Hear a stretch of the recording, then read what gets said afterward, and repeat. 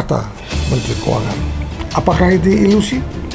Ataukah ini bisa terjadi at least 5% pertumbuhan sampai 5,5% pertumbuhan di negeri ini bisa terjadi betul-betul real apabila terjadi hal-hal yang sangat berat. Fiskal Indonesia sangat berat sekali. Saya yakinlah Bapak Prabowo akan mau reevaluasi lagi mengenai budget MBG dan budget koperasi itu sendiri. Subsidi BPN tetap disupport oleh pemerintah sehingga BBM di negeri ini dapat tetap stabil harganya. Tetapi yang paling sangat mengerikan, sejak Lebaran sampai hari ini sudah beberapa hari Lebaran, yang sangat mengkhawatirkan adalah harga kebutuhan pokok sangat mahal.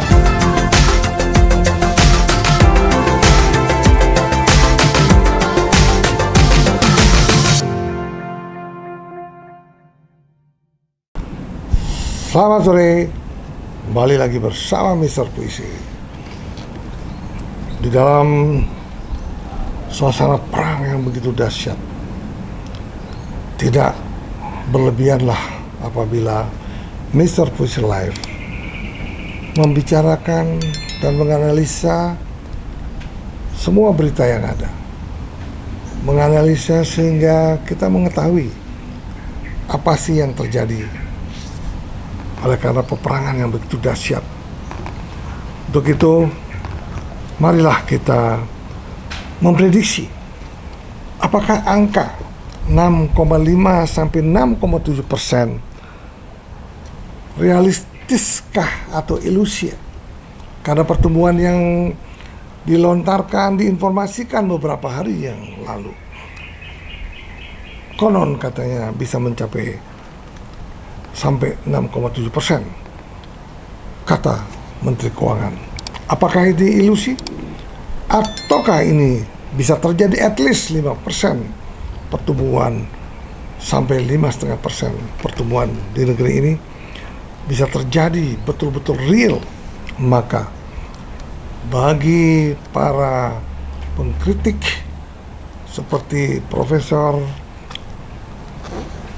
Ratu Ihin akan malu dengan Menteri Keuangan, karena saya selalu mendengarkan di berita-berita televisi, di podcast dan lain-lain bahwa konon katanya Ratu Ihin betul-betul selalu mengkritik Menteri Keuangan. Nah, tapi saya juga melihat bahwa Menteri Keuangan pun menjawab kritikan-kritikan itu. Menteri Keuangan mengatakan bahwa dia tidak mengerti ekonomi, katanya. Nah, itu yang saat ini terjadi. Janganlah semua ini menjadikan polemik negeri ini sehingga negeri ini betul-betul terpuruk adanya. Marilah doakan optimisme pemerintah untuk pertumbuhan 5,5%. Apa yang dikatakan oleh Menteri Koordinator Perekonomian, Bapak Hartarto, itu betul-betul terjadi. Kalau itu terjadi, kritikus bangsa ini akan malu, sehingga kita yakinlah bahwa Indonesia akan betul-betul mendapat pertumbuhan yang baik walaupun dalam keadaan perang sekalipun. Untuk itu marilah kita dengarkan berita dari Metro TV, sekelumit berita yang betul-betul dapat meyakini bahwa apa sih yang akan terjadi di negeri ini pada saat perang berlangsung. Mari kita dengarkan bersama. Selamat malam pemirsa, data pertumbuhan ekonomi triwulan pertama 2026 memang belum dirilis oleh Badan Pusat Statistik BPS. Namun di akhir pekan lalu optimisme pertumbuhan ekonomi tinggi telah disampaikan pemerintah. Bukan hanya mencapai target, pertumbuhan ekonomi Indonesia bisa di atas target, bahkan ketika dunia sedang menghadapi ancaman krisis global karena perang di Timur Tengah. Pemirsa, bersama saya Leonard Samosir, inilah Top Economy.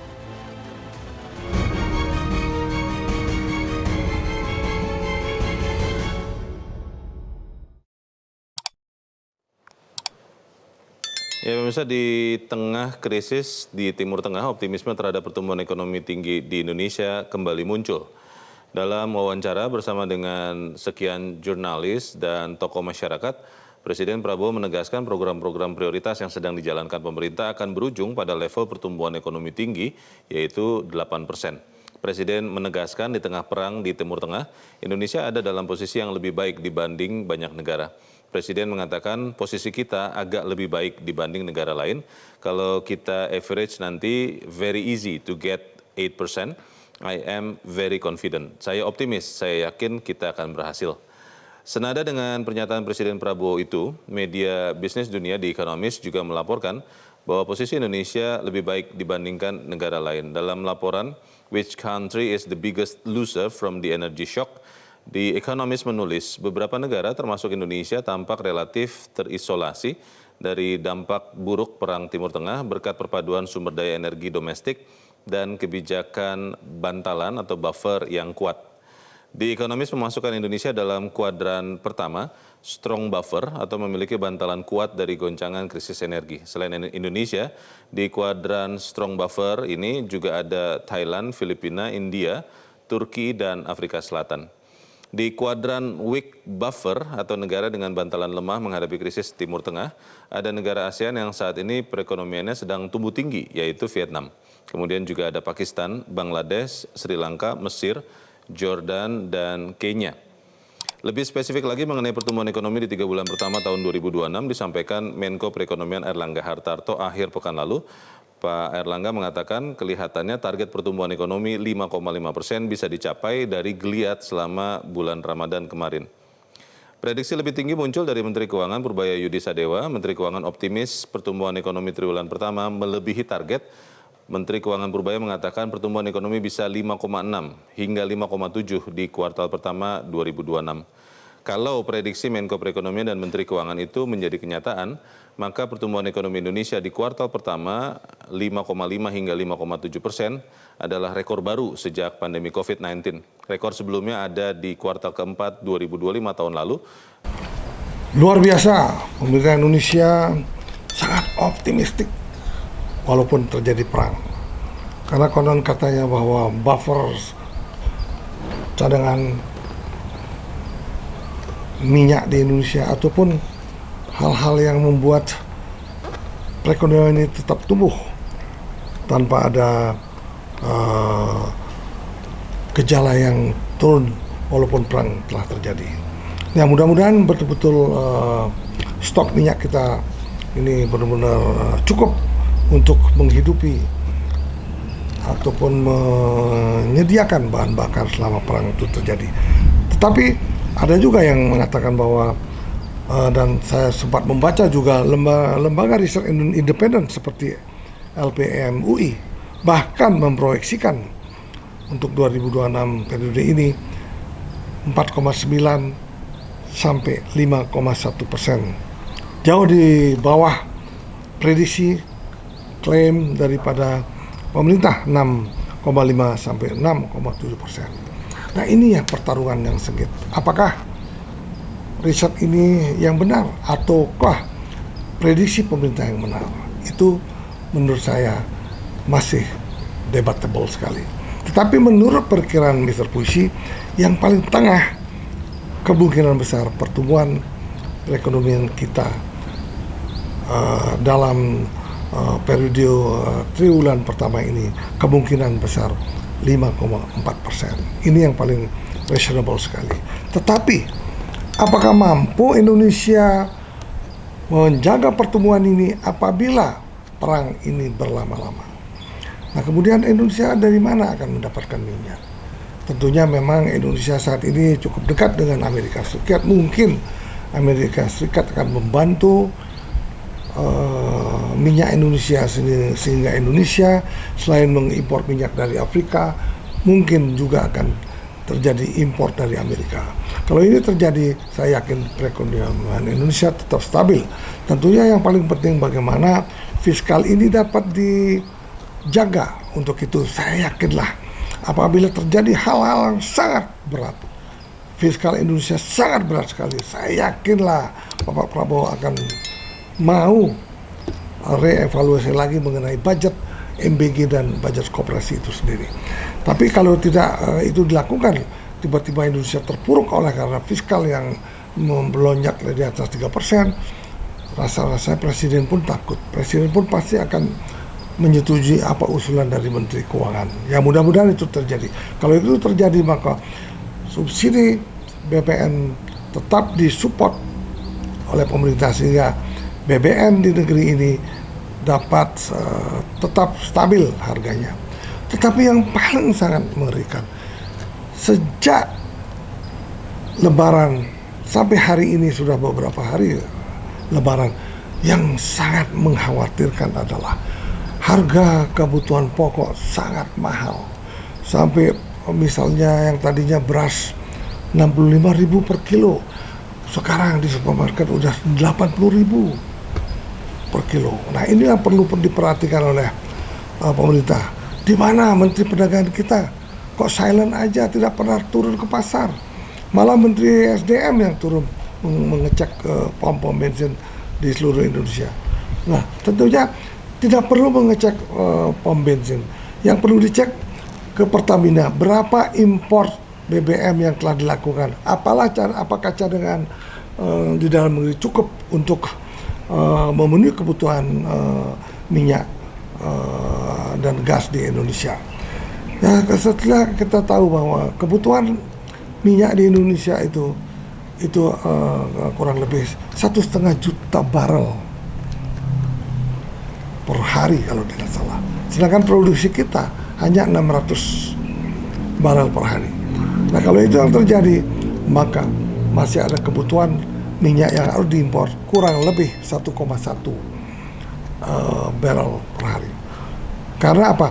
600 crude oil yang dihasilkan oleh pemerintah hanya menjadi minyak yang siap dipakai 400, sehingga kekurangan yang harus diimpor oleh Indonesia 1,1 barel per hari. Nah kalau ini yang terjadi, maka kita was-was. Apakah apabila terjadi perang berkelamaan, apakah kita masih mampu menjaga stabilitas harga minyak, stabilitas supply dan minyak dan gas. Gas juga sudah mulai melonjak tinggi. Tapi mudah-mudahan sampai beberapa hari ini belum ada rasa-rasa kelangkaan minyak di SPBU di seluruh Indonesia. Mudah-mudahan Pak Bahlil kerjasama dengan baik dengan menteri-menteri terkait, juga dengan Menteri Perdagangan, kemudian dengan Pertamina, dengan Menteri Perekonomian, sehingga apa yang terjadi saat ini tidak menyengsarakan rakyat Indonesia.